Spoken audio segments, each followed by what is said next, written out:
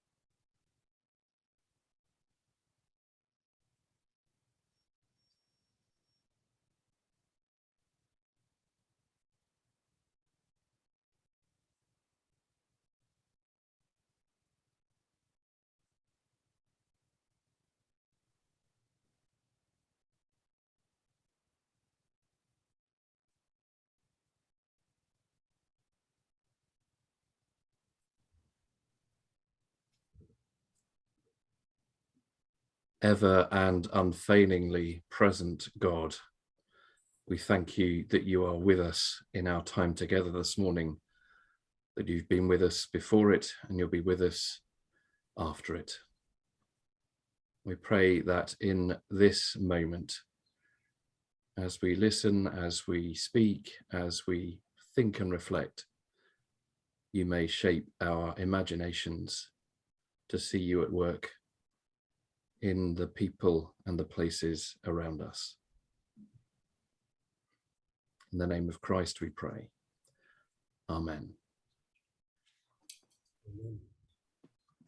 Well, thank you very much for inviting me to come and join you today. I'm delighted to be with you. I hope that you will find this useful. I'm just on recovering from COVID, so if I'm a little bit incoherent, that's it's brain fog, but hopefully this will make some sense. I need to let you know as well that what I'm sharing today is coming from what I'm learning and observing and figuring out in the context of the Diocese of Ely, which has some connections. Will have some similarities, but some differences. So basically, the context of our diocese is overwhelmingly rural, but with 1.5 cities, so all of Cambridge and half of Peterborough, and a number of market towns. So it's quite a mix, and some of it very, very rural indeed. This is learning from those places, from market towns, from our 1.5 cities, and from the depths of the fens in East Anglia.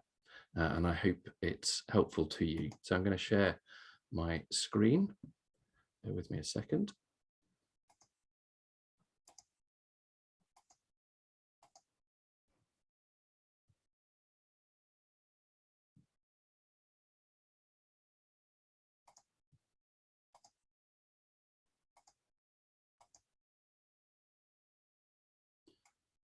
So today we're thinking about the post-COVID mixed ecology and what that means for how we operate within a diocese as pioneers, as innovators in mission, and as those enabling others to innovate in mission too. So I hope you will reflect on the images as well as the words today. You might notice there's a bit of a bleakness to them, and I want to reflect on some of the hard realities that we are in the midst of, but that doesn't mean that I am without hope or want us to be without hope. I think there's good cause for hope. It is in the wild and desert places that the people of God have often found God most profoundly, not in their times of abundance.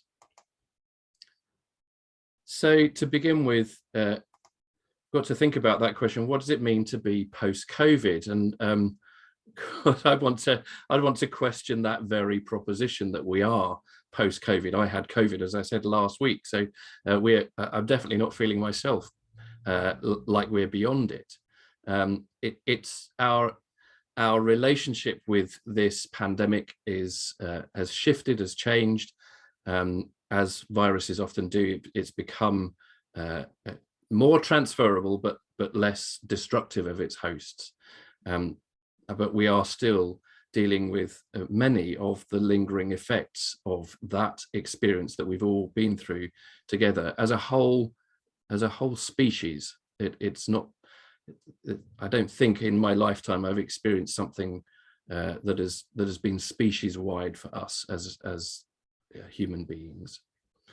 And of course, one of the massive impacts that has been on well-being for all of us. I think that has particularly, though, hit younger people. I've got some young people in my family, daughter and 2 sons, and their well-being has been more profoundly impacted by this than I think necessarily for other generations. Of course, though, older people have been particularly vulnerable when it was at its most virulent. But in terms of mental health and well-being, I think the impact has been particularly profound for young people. But it's also been on all of us. And I think we're all desperate to get back to normal in one way or another. But I think it might be misguided to try and get back to normal, because normal has shifted quite profoundly. We're all much more aware of what normal means and what we've lost and what we've left behind. It's also been a time that has had an impact in terms of poverty. I mean, one of the signs of hope that I've really seen is a real energetic response across all those different types of communities that I was talking about in East Anglia to particularly food poverty. And one of the inspiring things there is it's not just that churches have started food banks. It's that community organisers who are not members of church have got together and they've seen the church as a partner that they want to work with, and have said, will you help us? Can we work with you to address these issues of food poverty? and has created some ironic moments. I know members of one congregation in a parish church who were getting twitchy about when they might be able to have the Lord's table back because all of this food for the poor was in the way. The irony was lost on them, sadly. So, but there have been other kinds of poverty.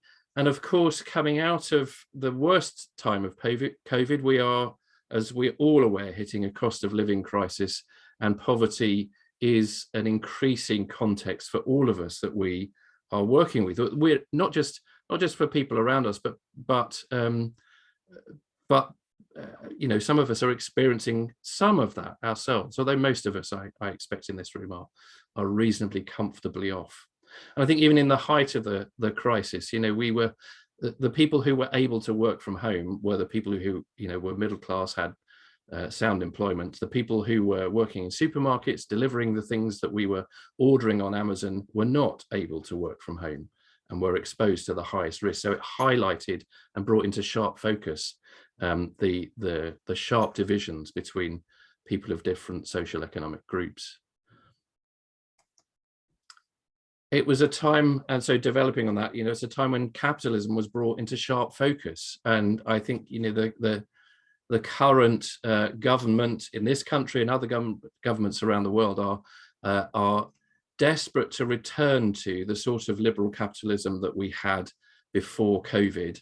And I think that's a real danger, because one of the things that we discovered through COVID was each other, and particularly our neighbours.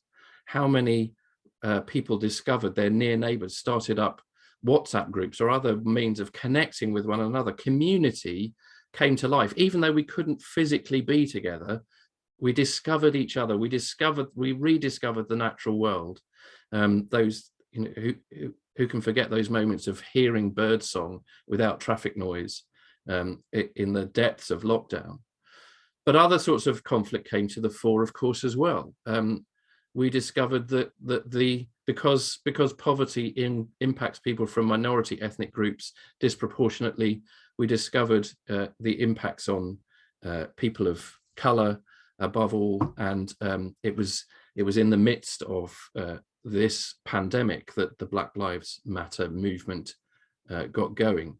And so I think a renewed recognition, and I think particularly for those of us in the Church of England, which has such a historic roots in the transatlantic slave trade, in colonialism and imperialism, that we can't ignore those issues anymore. We can't pretend they're just historic. Some of the very resources we're looking to deploy are here because of the profits of the slave trade historically, or even the compensation that was paid historically to slave owners. And we know that the nation only finished paying off the debt that accrued from that quite recently, in recent years.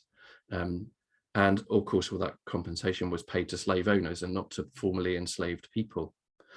So it has been a time of conflict. And of course, we're in the midst of a massive conflict on our own continent right now, that I think also has its roots in a particular form of capitalism. Right at the moment when the Soviet Union collapsed, and liberal capitalism went in there and tried to provoke, that form, and what we ended up with was gangster capitalism and people in power enriching themselves and their friends on the back of that. So I think we're quick to demonize Putin rightly and Russia, but it's our monster. We made that situation by the way that we responded. There was a point where Russia actually, by the way, was asking to join NATO, and how things might have been different had we gone in that direction. So I think all of those things are in sharp focus. Politics has been very polarized. So the situation post-COVID is a very conflicted one.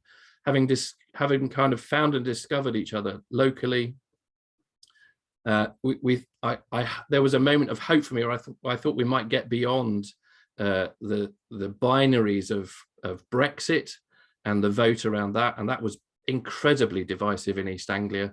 we have it, in this Diocese of Ely, the two parishes that were at the or constituencies that were at the extreme ends of the votes for and against Brexit. But it seems we've tacked onto new conflicts, both in intranational and international conflicts. So that's the context we're in. So those that kind of binary that we're living in is still there. And of course, so that what that means is that the post-COVID context is one of very heightened anxiety. I think, I don't know about you, I've experienced more anxiety through this time than I have at other times. I'm not a particularly anxious person generally, but there were moments where I began to wonder, will we even be able to get our food that we need to keep on surviving? And that lingers, that sort of traumatic experience lingers with us. And for other members of my family who are more predisposed to anxiety, it's been a very difficult time. But I think nationally, culturally, and institutionally, we're anxious too. And that affects the context of the church and of diocese. We are incredibly anxious. We're anxious about attendance at Sunday worship, that thing that we still concentrate most on measuring, how many people are coming on Sunday mornings. That has been significantly challenged. Lots of people found by not being able to go to church that, hey, I can do other things on a Sunday morning. They're more fun. I enjoy those more. Maybe I won't go back to church. And some people didn't come back to church because they're still anxious about the risks to their health. So some congregations have recovered, and some the decline that was already happening has been accelerated. And of course, along with worries about attendance goes worries about finance. So many of you will know and be aware that there are about 12 dioceses in the Church of England that are near or at the point of financial collapse, and they've had to be bailed out in various ways. Some, for instance, borrowing money. One of them, I happen to know, borrowed money from Barclays because it was a cheaper rate than the church commissioners were offering in terms of the interest rate. That's an aside. But we are aware that if parish finances are under stress, then diocesan finances are under stress. And we'll talk a bit more about some of the impacts of that later, but I'm sure you can work it out and you're seeing it too. One of the things that came out of that experience was worship moving into the online space. And I think one of the things that revealed was how much of our worship is often, our gathered worship is often in a kind of broadcast mode, because it was quite easy to replicate that on YouTube and even on Zoom. So we did a lot more of putting church online than actually finding ways to do community differently and be community differently in the online space. And actually, some of you may know, and some of you may have had contact with, disabled Christians have been forming community in the online space for much longer, and we didn't turn to them to the extent that I think we could have done to discover what does it mean to be a Christian community that doesn't meet in person. You might take different views about the response to the possibility of online communion, but I think that brings into sharp focus the how we regard what it is to be church online or online church, and how we might regard that as inferior than meeting in person. And many of us will find it a less fulfilling and rich experience, but for some people that's their only possibility. And it might be that in the wider culture, we found that, didn't we, that lots of people from all over and unexpected places joined the church's worship online. It created a moment of accessibility, but whether that led into actually rich community life is another question. What about the mixed ecology?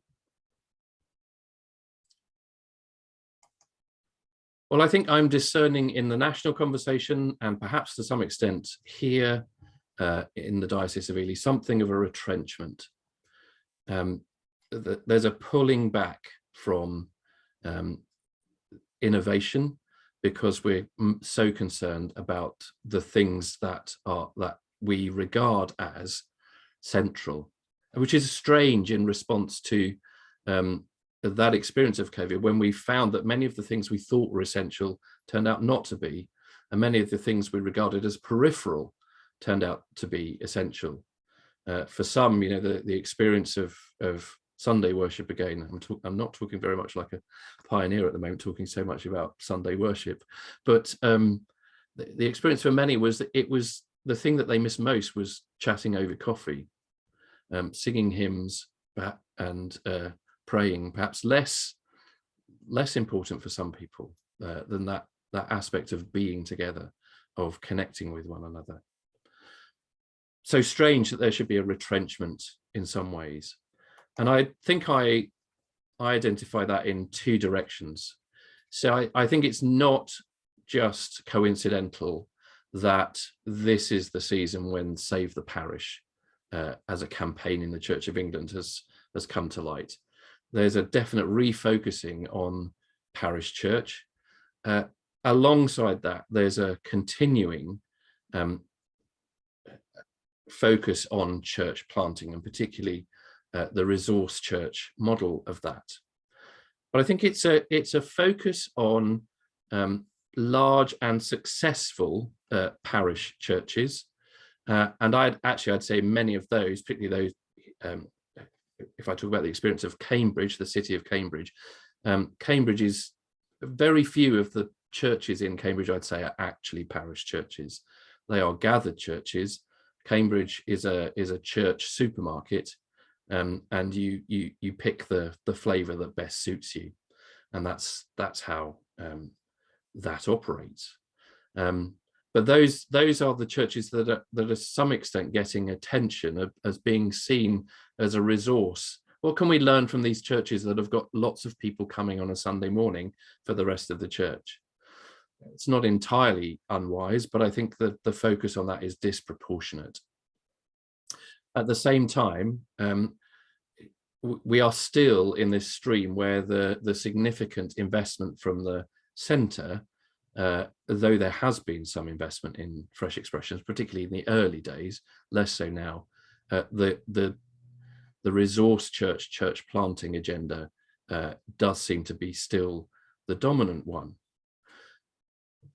What I actually want to suggest to you is that fresh expressions and village parishes find themselves in something of the same place, caught in the midst of that binary, caught in the middle of it. So for some in the Save the Parish agenda, they lump fresh expressions into that church planting category and want to talk about them as being the same thing. And we know that they're not. Church planting is often about starting with a congregation from the outset in a form that we already know. Fresh expressions and pioneer ministry is much more about growing something new contextually, which is not just focused on church growth as its outcome, but is often focused across the breadth of the 5 marks of mission, where we focused on not just making new disciples and evangelism, but also social justice and partnering with the poor to help improve life quality and community experience, but also those wider issues of the environment as well, and how we relate to the world that we live in. One of the things I've been tasked to do in this diocese is to work with 13 village parishes in the deanery of Ely itself, ostensibly helping them explore focal ministry. I'll get to that in a minute. But actually working with them to explore mission and ministry. So this group of 13 parishes is going to end up with many fewer stipendiary clergy than it's been used to. So we're talking about recognized local leadership, but in order to get to recognized local leadership, we're needing to think about well, what is the direction and calling of each of the village parishes. When I embarked on that work, I'm an urbanite. I've always lived in cities, and I think I started with something of a prejudice that I was going to have quite a job on my hands to persuade people to turn their attention from Sunday gathered worship and church organization to mission. And I couldn't have been more wrong. Often these very small, often elderly congregations are incredibly well engaged with their local community. The boundary between the church community and the parish, between church and neighborhood, is very porous and very diffuse, and people are incredibly well engaged. They're seen as a problem by diocesan centers because they've got big buildings that they can't sustain, and they have they are still caught in the clerical culture. You know, there is a hankering after the days when each village had its own parish, and they talk about their incapacity to do things because they don't have a vicar, and yet at the same time they're getting on and doing them. And it is really incredibly effective engagement. Often the challenge is they're doing too much, not too little, and actually calling them to find a focus is part of the challenge. So I've been incredibly inspired by small, I mean, sometimes really small, single figure congregations, often older, in these village parishes, who are doing a much better job of connecting with their local community in all kinds of ways than those city centre churches are, which are all about gathering people in. So I think one of the outcomes of this, and one of the things we might want to turn to as pioneers and fresh expressions, is actually finding common cause with some of those smaller village parishes that really do inhabit that calling of parish well. And I've been surprised to discover how well they do inhabit it. There are some challenges around that. I think on the whole, the members of those congregations have taken on the idea that Christian faith is a private matter. They're engaged in their local community in all kinds of ways. When you ask them about it, they'll say it's just being a good citizen, it's just being a good person. I asked them, so you've been hearing the gospel in our liturgy and in our preaching for 30 years, and you don't think that shaped your imagination in any way? And that's not what inspiring you. So part of it is about a recovery of the church's presence and engagement as a public matter, not a private matter for individuals, but doing it in public. So there's a privatization of faith and of praxis. The challenges they face that are not the same as what we face as fresh expressions are to do with buildings and to do with being a parish. So there's often a burden on, you must produce these particular officers, you must produce these particular reports and returns to the centre, that often fresh expressions are set free from. But I think what's interesting is that the drive, the missional heart and engagement is really there, certainly in those village parishes that I've been engaging with. So I think there might be much to learn from them. And in fact, that's going to be the basis of my doctoral work over the coming years, if Roehampton University doesn't close down its theology department entirely, which is possible. So what does it mean for a diocese? Well, I think one of the things that we're seeing is greater and greater risk aversion, which is entirely the wrong response in some ways in a time when where nobody really knows how to do mission, where even some of those experiments in resource church planting are showing their flaws too. They're not producing the sort of results that were touted for them. Still, there's that retrenchment. So in our diocese here, with one of the things that we have going on is a huge amount of new housing development. We have a pioneer minister here who's based in a town, a brand new town. There's 1,000 homes at the moment, but it will end up being 20,000 homes. 10,000 homes, 20,000 people. A brand new town, and obviously it's not within the scope of the existing parish churches to engage with that. So we have a pioneer who's managed to draw together a new Christian community in that growing town, and is forming the community as it grows. But more adventurous ideas actually coming from the church commissioners, surprisingly, about the church becoming not just a responder to developments, but a developer in its own right of social housing, when the development of social housing is to some extent falling by the wayside, despite the legal provisions affecting new developments. Our diocese was just couldn't even have the capacity to consider that proposal. Because we're in the response, we're struggling to do what we're supposed to be doing. So risk aversion, I think, is part of the scene in diocese. I haven't checked, or maybe you can tell me, but so I don't know what the scale of new housing development is in Southwark Diocese, but certainly for all of the East Anglian Diocese, it's a massive feature on the horizon. We've got huge numbers of new housing developments growing up, and we need to work out how to respond to those. So from a diocesan point of view, that's a real challenge, and there's no more money for it. That's why it's fundamentally a challenge. One of the other things that's shifting, particularly across those rural settings, I mean, we've seen it anyway, that rural benefices are being combined together, and people are having so we're looking for people who will be recognized local leaders, and stipendiary ministry is becoming much more small e episcopal. I don't think that is irrelevant to pioneer ministry.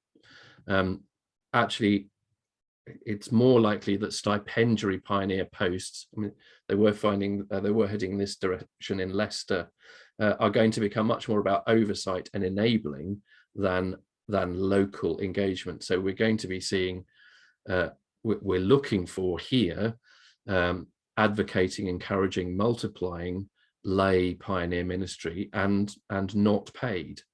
That's just the on one level, that's just the pragmatic response to the financial challenges we face. But I also wonder whether within that there might be the leading of God into a recovery of the mission of the whole people of God, and not depending, as we have done, on the heroic pioneer or church planter or vicar to turn whatever situation around or start something new, but actually to encourage and inspire all God's people to get involved. The other thing that leads us into is that I think our engagements will be small scale. I think that's a distinctive perhaps from the resource church planting approach that we see around us, is that I think our pioneering and fresh expressions approach, again, a point of similarity with our village parishes, will be small scale. The day of small things is not to be despised. So we shouldn't look for the grand engagements. We should look for encouraging and releasing and helping people to engage in really human scale ways, relational ways. Key to that is going to be learning. One of the other hats I have here is developing our learning framework, and we're putting a lot of our learning material online over the next 3 years, and wanting to enable people to access that in ways that don't require everyone to come together in person all the time. So there'll be blended forms of learning, but by making it accessible, both in how people get to it, but also the timescale over which people learn, hoping to develop people in their pioneer capacity and imagination. that's going to require people connecting with one another.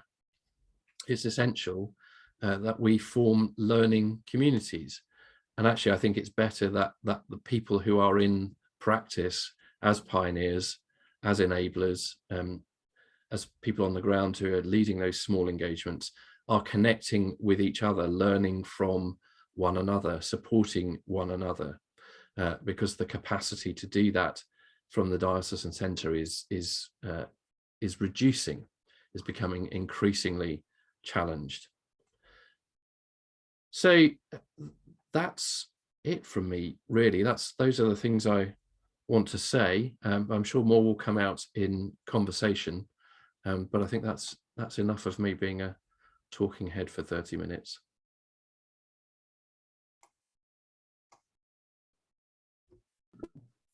Thanks so much, Mark, and nice to hear some good kind of stimulating remarks that I'm sure will set a few hairs running in different places, which is always a great object of these. So anybody want to come back with any questions or thoughts? Or please do raise a digital hand so that we can call upon you.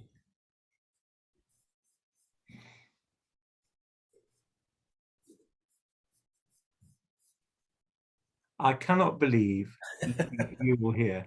You have no thoughts or statements. I know you far too well. Betsy. So yeah, sorry, I couldn't find my digital hand. I was in bed. Thank you. That was, that was absolutely brilliant. Really inspiring. I think just a couple of one thought and then a sort of a question. I just thought what you said right at the beginning about the church as partners was really important. We found something very similar with and also that thing of the church. The church embracing the fact that it might have to be a small partner, but that actually, so we did something sort of similar for example with creative resources and stationery packs for children. We could do what was tiny, but actually then, but the vision was then caught, and that became something that was huge. So we went from like 200 packs to 10,000 packs because we partnered with a whole range of non-church organizations. So I think that's something, there's something in there about humility, but also about believing in the vision that we have because of what motivates us. But the other thing I just, this is personal because I'm working in a huge new development area in Battersea Elms, and I was just interested in what you were saying about the challenges of new housing versus this thing, the reality of the lack of funds and things needing to be small engagement. And I think it's just a real sort of dilemma for me at the moment, because especially if you're working in places that need scale, because the places are massive and glossy, and how you marry that with the reality that there isn't the funds from the church perspective. So just reflections on that would be really interesting. Yeah, thanks Betsy. That's really key, and we haven't solved it yet here. So our model at the moment is buy a house, put in a pioneer, and we're at the moment we have been, and when I've come into this role in the last 3 years, but the models that we've set up with that have been sort of let's fund that for 5 years.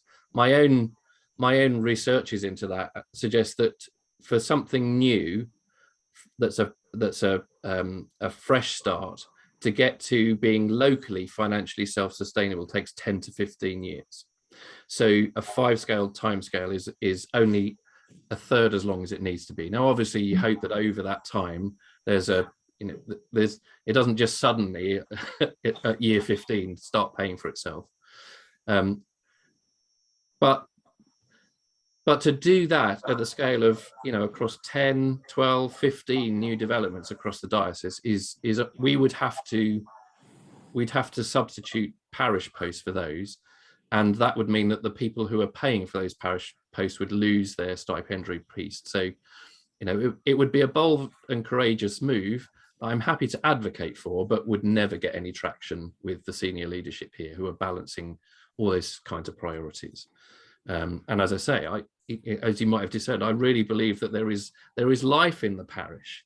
I don't go along with Save the Parish's agenda, but there is life in the parish in some ways. So, but I think it's really important because, you know, what happens in new developments is because we are in this liberal capitalist way of approaching things, that developers create new towns, and they only do the bits of community architecture and infrastructure that they are required to. You can't build a community actually with architecture. You build a community with relationships.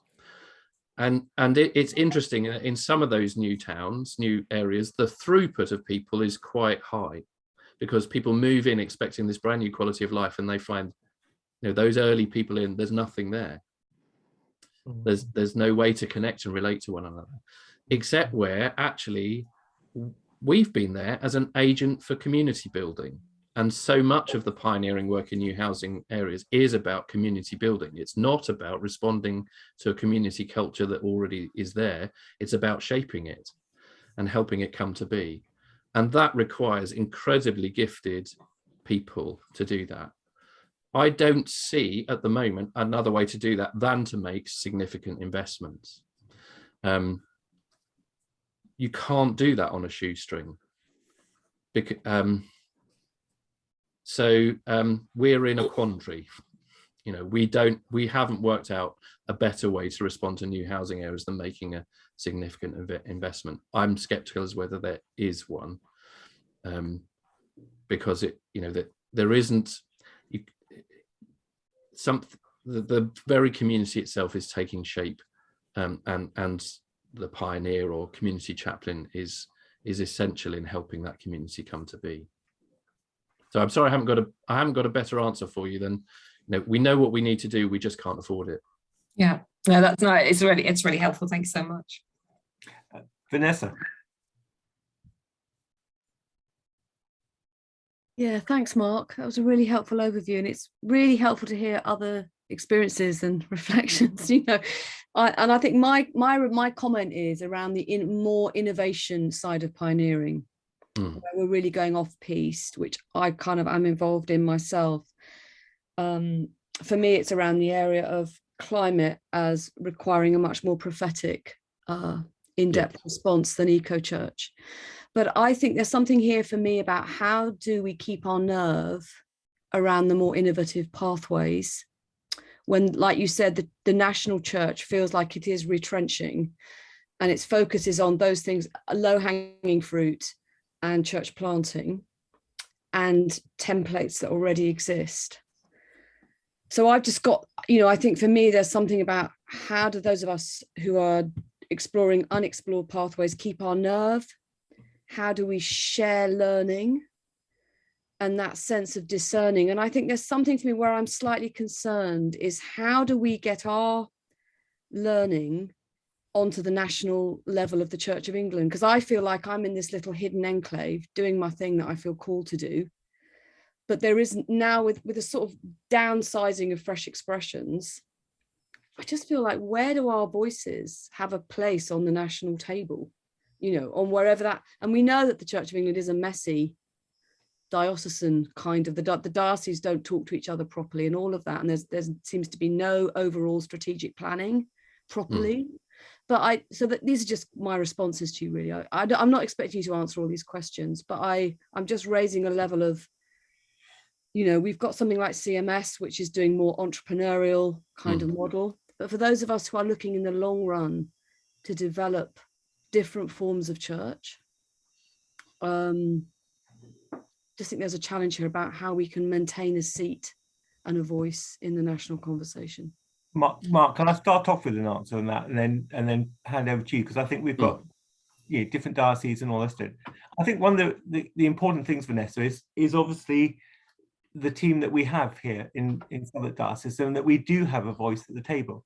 So the fact that I'm on bishop staff and I report directly to Christopher and Ruth means that we have a major voice in this diocese in terms of being able to formulate and advocate. So, you know, the fact that obviously I'm advocating for your space for the next year I think is that I think there is a bigger issue, and nationally, and Mark and I were having a discussion about that just before we started on this, and actually looking at ways in which we can link together across dioceses to have more of a profound effect, given the absence and given the fact that we're kind of, there's a number of very well-funded groups in the Church of England that are trying to suck out the rest of it.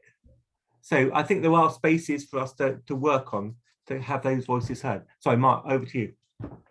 Well, I think advocacy is absolutely key, and we have to get active in media spaces. Yeah, I think some of that would be about writing, but I also think filming, editing things together, putting together videos that tell the story of what we're doing is really, really important. The former dean of Portsmouth Cathedral, when I was in that diocese, said to me that when the church has concentrated on its own growth, it's shrunk. When it's concentrated on justice, it's grown. And he cited two examples. One was the campaigns around the abolition of slavery, and the other example he cited was the Sunday school movement, which, as we know, wasn't about putting children out of the way so the adults could get on and worship on a Sunday morning. It was about Sunday afternoon educating the poor who otherwise had no access to education. And both those, I mean, I don't know his sources. He might have been making it up, but it seemed persuasive at the time. And I've always held that you know, we need to focus on justice, God's justice, and the other things flow from that. I'm not against church growth. I really want to see more people coming to know Christ for themselves in community. But so we have to tell that story. And I think there is a responsibility on people like me, on people like Will, on people like Ian. I've got this strange calling to be near the centre as a pioneer. And it means influencing upwards and influencing outwards, and it's very uncomfortable at times because I think I'm a pain in the arse, but rightly so to some of my senior colleagues. Oh, he's banging on about that again. Yeah, and I won't stop until you get it. Mm-hmm. So it is hard, but you're absolutely right. So I think the other area I want to advocate for is theology. Engaging with the academy, and I would say that as a doctoral student, and I know Ian's working on his PhD as well, but I think we need to be contributing to the theological conversation. Our House of Bishops is not as theologically literate as it once was, and I think that's lamentable, but I think they do take notice of theology. So I think that's another important space to be in. Great, thank you. Nick Walsh. Hi, thanks, Mark. That was really interesting and really appreciated. So I'm a parish priest of the traditional model, but I'm on an estate where you're not going to do outreach without pioneering, and really passionate about pioneer ministry. And these guys will know me for banging the drum for estate ministry and ministry in deprived areas. I wonder if you've got any wisdom on how to kind of approach the centre or the funders with stuff. So our entire community work budget is 10% of a resource church's budget. You know, a resource church gets £1.5 million for a year to set up. We could run everything that we're doing to transform one of the poorest parishes in the country for a decade with that money. And we're seeing people slowly warming to the gospel, who the Church of England has had a history of being terrible at reaching white working class people, people on the margins of society. And it's kind of how to communicate that to funders, to the central, and say, you know, we might not get 1,000 middle-class students coming to faith and coming to church or moving pieces around the town, but we might see 10 white working-class people become Christians over the course of a few years. And actually, that kingdom-wise, that's really weighty. But yeah, what I'm struggling with is how to communicate. and we are really pushing to self-sustaining and working out creative ways of generating funding. But again, there's just not that interest from the centre of this kind of stuff, because it's not shiny, it's not flashy, it's not huge scale. Yeah, and just quickly as well, the Church Commissioner's social housing stuff that you mentioned, like, how can I find out more about that? Because we've got a housing development that the developer doesn't want anymore, and would be a huge thing for our parish if we can get hold of it. But to answer that last question, that's more about land that the church owns, either the church commissioners themselves own or is in diocesan land, former glebe land, that sort of thing, can be used to create social housing. So it's not their pots of money sitting around. So it's about encouraging dioceses to become developers, in effect. So they'd have to set up something equivalent to the Board of Education, the Board of Social Housing, to create these new developments. I mean, I think it's advocacy on this. How do you approach the centre? I mean, I think I haven't got good news for you. I think the environment for that is getting tighter, not easier, because there's less money around. When people are anxious, they run home to what's familiar and safe. And even though what you're doing is in some ways familiar and safe, the advocacy for resource church and church planting has been, it's proven, and so people are running to that because there's a lot of money behind HTB, let's put it that way. There are millionaires bankrolling it, and it's other arms of operation like the theological college it's sponsored and those sorts of things.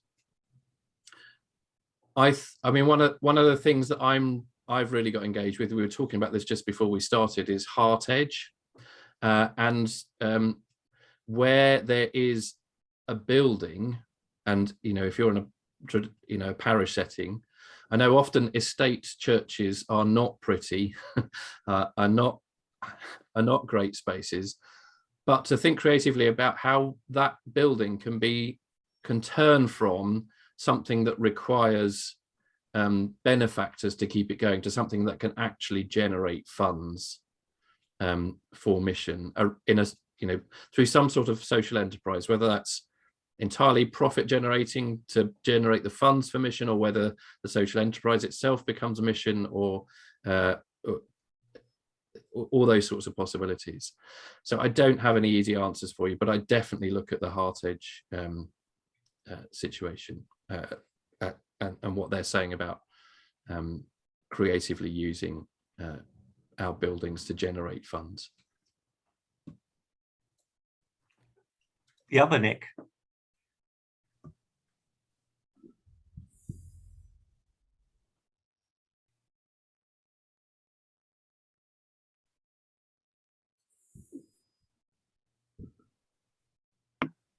There we go. Yes, so I'm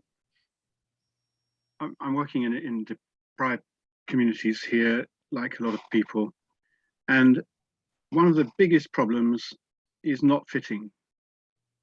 And the best way to describe that is to contrast myself as a parachuted in middle class educated person who's tried to understand the community by reading a lot of books, contrasted with my colleague, Church Army colleague in Abbey Wood there, who's grown up in the community. She's got lived experience of a lot of the problems. She's experienced, all sorts of problems like domestic violence, and she's really lived the life of people there. And we do a lot of youth work. When I go there to cover for her, I try and get the attention of the kids with magic tricks, because otherwise they just don't pay any attention. But when she stands up to speak, they all listen because she's speaking their language. They know that she's from their community, and she can speak with a kind of authority that I could only ever envy. And I think there's a problem. So very often pioneer ministers are parachuted into an area, and they're given a task, or they've got to develop something, a community that turns into a worshiping community or whatever. But unless you're parachuted into a community where you fit, you're repeating the same problem over and over again, I think. I had an awful lot of trouble in persuading an interview panel to appoint Karen, because she didn't speak the kind of church language that you expect in an interview for a church post. She'd missed out on her education, all of those things, and there were other candidates there who were being put forward. They were being supported very strongly by other members of the panel because they fitted the middle class educated pattern. Now we've learned through in our youth project here, our youth charity, to trust the local people, even though they seem to do stuff that goes completely against what we think is right. And it's not a straightforward matter, because there are advantages to having education, and apart from anything else, you've got to interface with funders who don't understand anything except middle class educated people, and you've got to comply with certain rules and do the certain level of admin and so on. But is there a way? Yep. Is there a way to promote locally, just members of the local community into pioneer ministry? So I'll take it at a bit of a tangent, if I may, Nick. So I learned the hard way, a lesson I already knew in my previous post, where I was a parish priest as well as a pioneer. I got to the end of 7 years there, having done, even if I say so myself, some really good schools work, and built a really good bridge to the school, which wasn't a church school. And as I surveyed that at the end of 7 years, I thought, well, this is a great bridge. Who's on it? And it was only me. So I think one of the enormous challenges of the Church of England is clericalism, and pioneer ministry is not immune from it. We do tend to think the Lone Ranger that we send off will solve all the problems. I think we have to remember and hold before us all the time, particularly those of us who are stipendiary and deployable, that we are only passing through, that we are accompanying a Christian community. It doesn't gather around us. And therefore, what we might bring as a middle class educated person are the skills of enabling, of facilitation, of accompaniment, helping a Christian community to discern its vocation in its context. By bringing our curiosity, that's the most powerful thing we bring, not our ideas, but our curiosity. What is it that God is doing here? And not just expecting that it's all going on out there and the existing Christian community are not joining in with any of it. I used to envy the newer churches and the effectiveness of their discipleship, and think, oh, we do, we just have liturgy and we broadcast a sermon and we expect that to do all the work. I've become more and more confident in our discipleship through liturgy and through preaching, because it does shape the Christian imagination of members of those congregations and communities. So, in a sense, I'm agreeing with you, Nick, that it is about helping local people discern their calling together. So I think that we don't have to solve their problems or fix them. We just have to be alongside them to do what we can, to the extent that they're willing to do it. It's God's mission. That does, a number of the issues you were relate to how we connect with the institution, and the fact that the institution doesn't necessarily recognize local people. Again, it comes down to advocacy. It worked in your case. You know, you advocated for the local person. They were appointed. Brilliant. If I can say so without being patronizing, well done. So I think it's a change in attitude in ourselves, that we are not there to do God's mission. We are there to enable God's people in their mission and to help them discover what it is, whether that's an existing Christian community or a new one that's coming to birth. It's always a shared endeavor. I don't know whether that answers your question, Nick, but that's the response it prompted. So Can I just come in, Mark, can I just come in and add to that? Nick, you may or may not be aware, we now have an estates commissioned lay pioneer pathway that is not centered around book learning, and that is developed by us, David, myself, Ian, and is available. What we're really looking for now, and actually over the next few months, you will get an email from us, is that we want to get those churches that have large social housing elements in their parishes to come along and actually identify Indigenous leaders from those communities that we could train as a cohort. Because one of the other things about it is you could identify somebody from your estate that could potentially have the really huge gifting. You then put them into a middle class setting, they can feel crushed by that. So actually what we're looking for is a cohort. We're even toying with the idea of making a bid to the SDF fund for helping us with that, so that there's a grant for them as well, so that they can actually go back into their communities to do something in that community. So we are hugely aware of this, and total support for you, Nick, on that. And that has been discussed at Bishop staff, and Gary Jenkins especially has been very supportive of our approach there. This is what Roland Allen was going on about, missionary methods. Exactly, 100 years ago, over 100 Yeah. years ago. Absolutely, couldn't agree with you more, Mark. So Nick, we really, really, really want to take this forward, and so do come and talk to us about it, and suggest people, anybody here who could think of people in their local community who could be a commissioned lay pioneer, who may not have, may not feel the able to take on all those nice middle class literate people. We would love to hear from you. I mean, really, it's one of our big priorities this year. So, Linda. Hi, yeah, thanks, Mark, for that whistle stop tour. And lots of things that really resonated.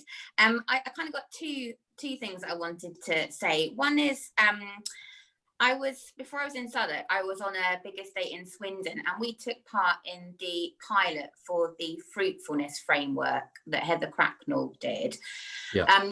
And I was really hoping that, because that showed really good evidence about the growth that was happening on our estate, not just in terms of sort of people coming to faith, but in terms of how it changed how they felt about themselves and things like that. So it was really good evidence of some of that kind of things that are a bit harder to measure. And I was hoping that would, be something that the National Church would look at and go, okay, here's evidence, and therefore investment would follow. So do you know what is happening with the fruitfulness framework now that Heather is not in that role? So what is happening with her work generally? So that's number one.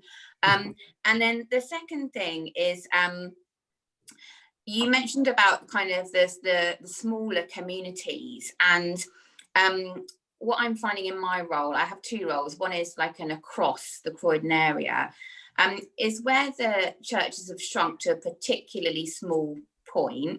They have humility, and they are much more now open to things outside of Sunday morning.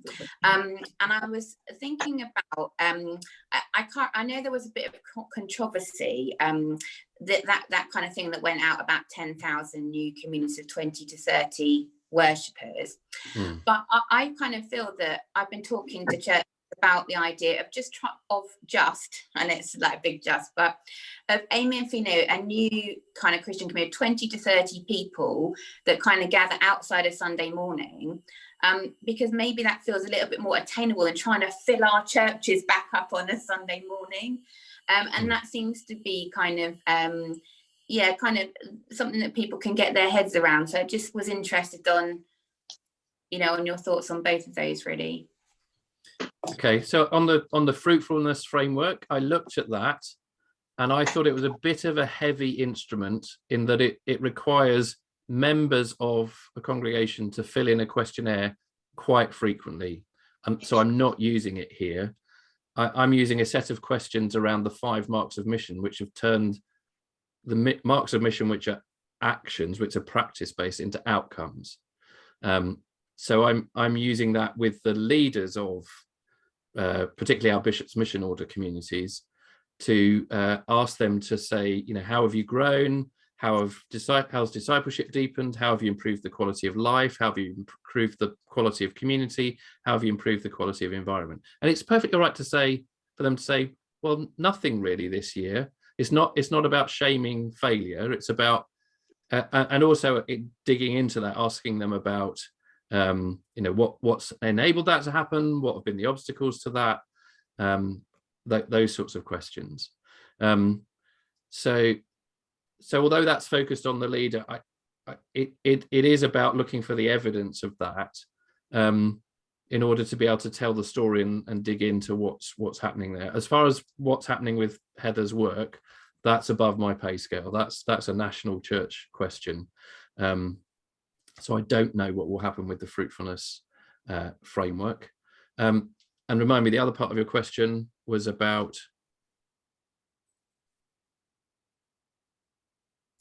It was on this kind of idea of helping people to think about perhaps looking at creating a community of 20 to 30 people in a different way, rather than, trying to fill the churches back up, really. Yeah, so I do think small is beautiful. I mean, I'm an Anglican because I believe that oversight, episcopacy, is important. That it keeps people safe, and we goodness knows we've learnt that in regards to safeguarding when that hasn't worked. So I think connecting people up, not allowing those things to happen, under a basket. They need to be seen, they need to be accountable, they need to be supported and accompanied.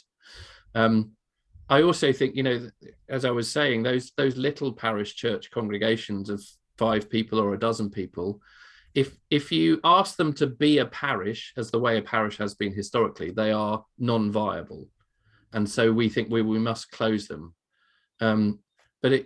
But I think they're a viable Christian community, a viable mission community at that sort of scale.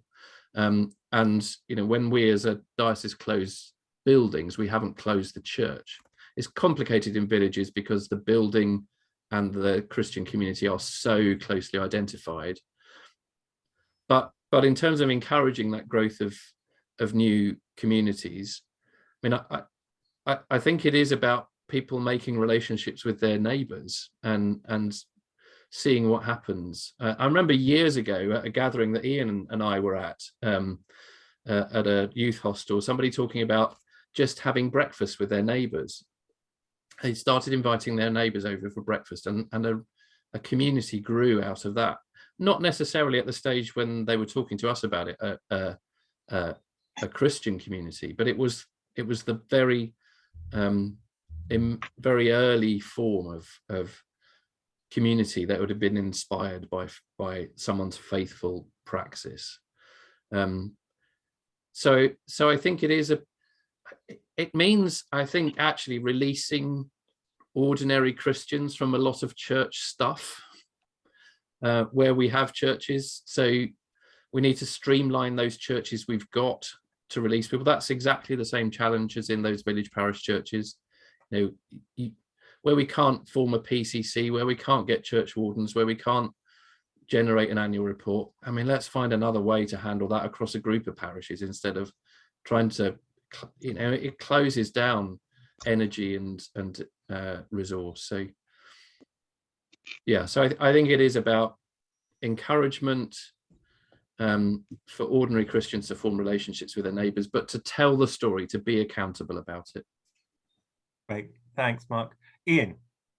Mark, just a note in the text, it'd be really lovely to see those evaluative questions and how you've used that. I think we would love to see that, if we could see that.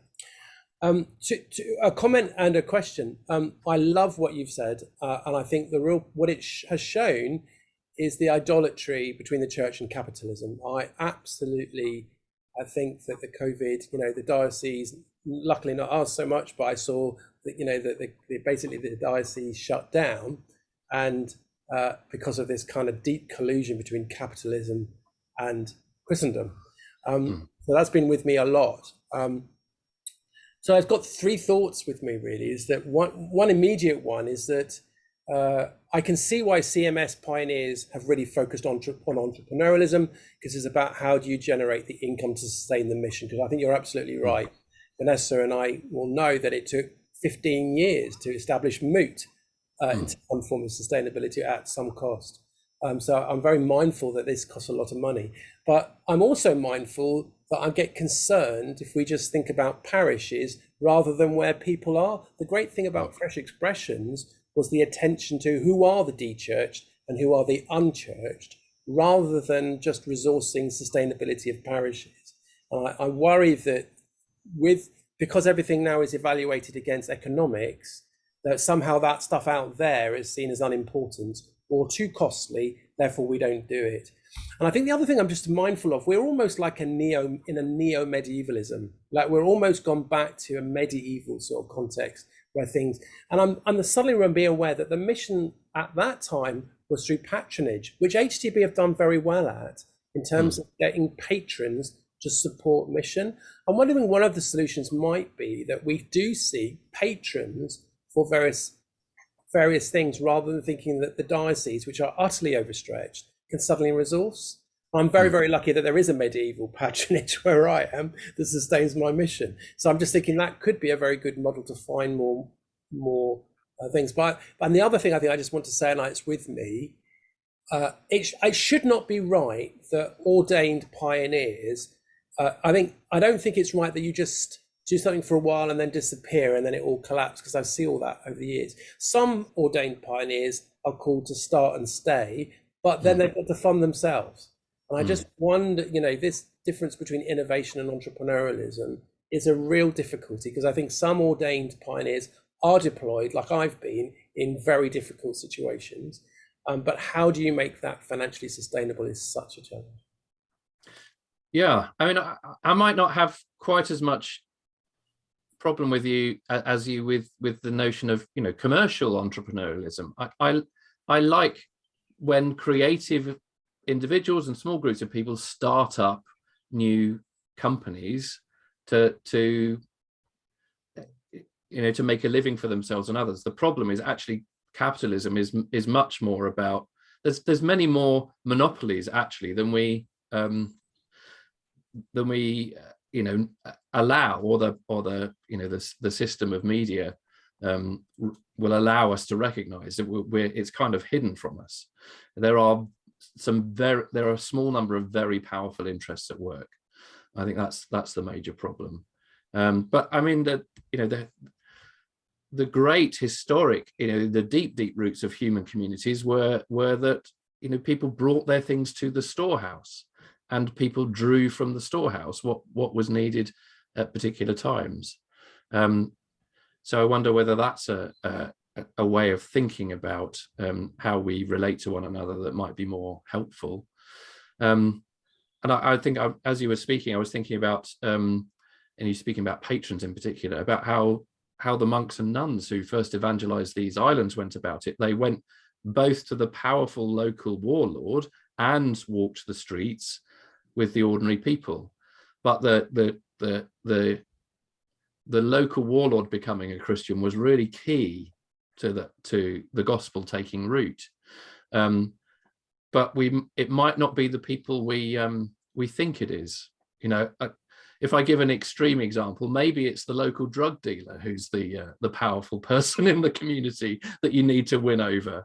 I'm being provocative, of course I am, but but whether a recovery of that, the the relating, the winning over the people of power, it's more challenging now because many of them will think that they are in one way or another Christian, or the secularization has done its work, and many of them are implacably opposed to Christianity in positions of power.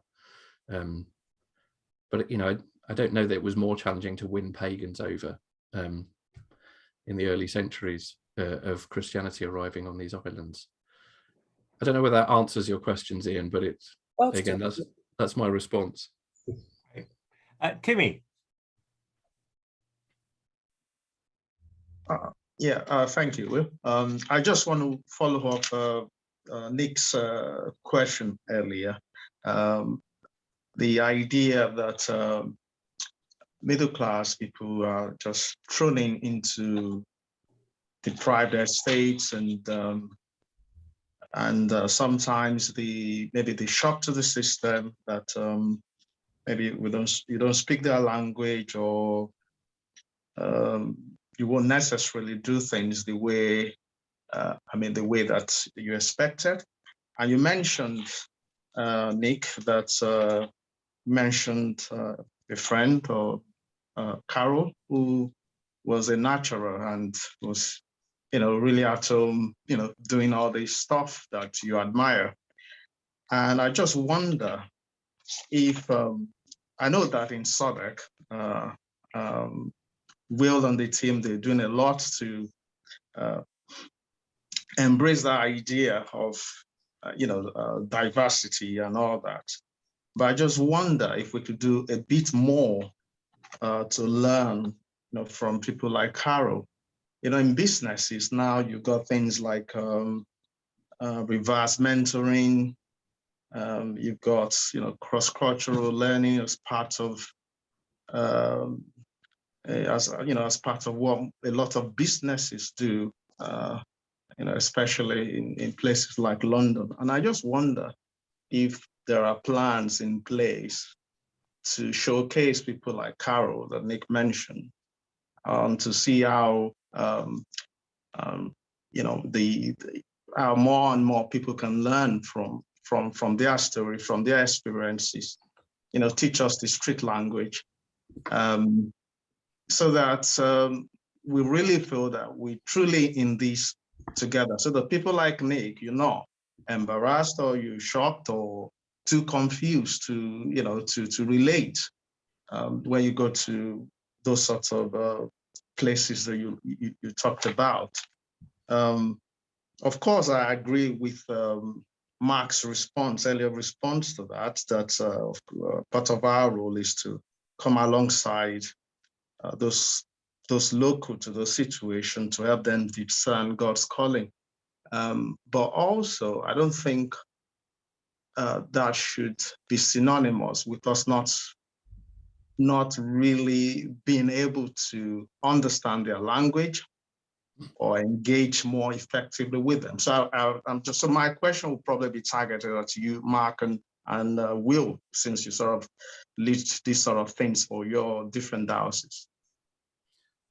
I think you're right, and I think that's why the other thing I mentioned, Timmy, is really key, is curiosity.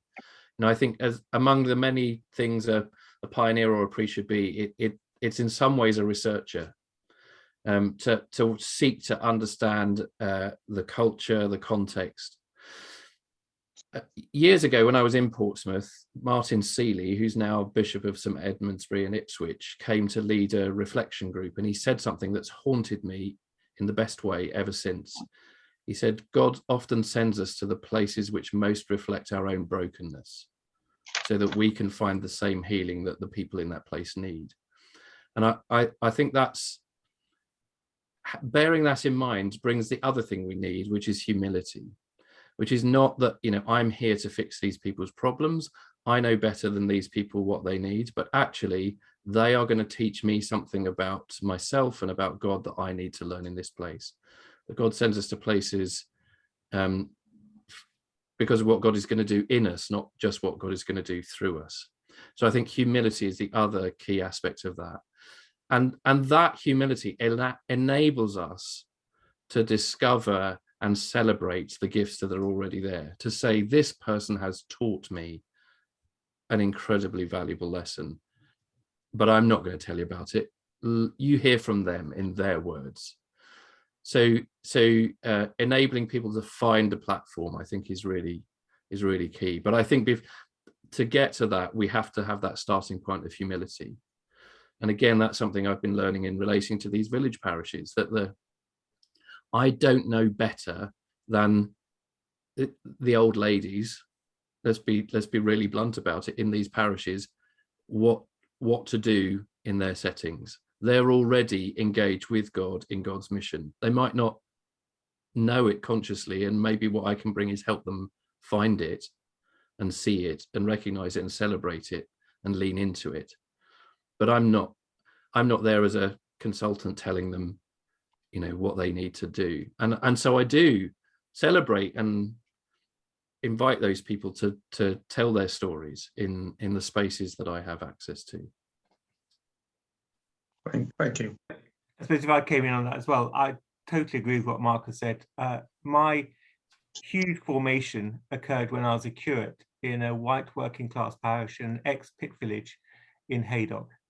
And I was staggered to see so many white working class labourers kind of background in leadership in the church. The church warden could down 16 pints on a Friday night.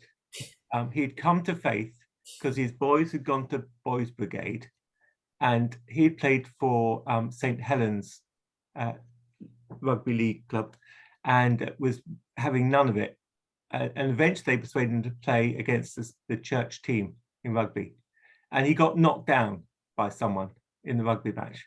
And they stood over him and said, "Why don't you get up, you wuss?" And that for him was the conversion experience. Oh, these guys are all right. You know, they've knocked me down and told me a wuss. And yeah, this is a nice person, you know? And it was extraordinary to see that.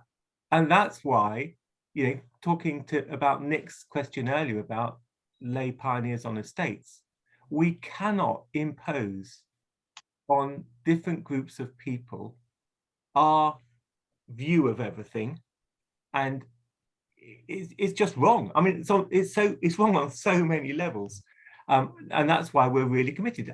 And as you know, Timmy, I've had a chat with you about why don't we have more minority ethnic pioneers, and you know, why is it that actually, is it because there's that thing of, hold on a second, I've just been accepted by the Church of England as a priest, therefore to be a pioneer takes me outside of that acceptance.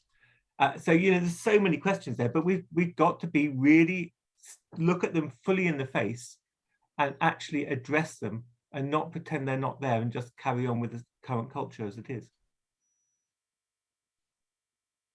I think that nuances our curiosity, Will, because we've got blind spots, you know, and again, to pick up what you've just named, those of us who are privileged, white, middle-class people assume that our experience is the default. Yeah. You know, white culture is a thing for all the people who want to turn critical race theory into a cipher for, you know, stuff we want to reject. Those of us who've grown up in that white dominated culture are just coming to realize, I think, how blinkered we've been and how difficult we find it to see people other than ourselves. So that we have to challenge that curiosity and notice where it's looking all the time. You know, am I dismissing that person because they're not like me? Am I even failing to see them? Yeah. So those questions are really important. Oh, thank you. Brilliant. We've got time for one final question if anybody has one. Otherwise,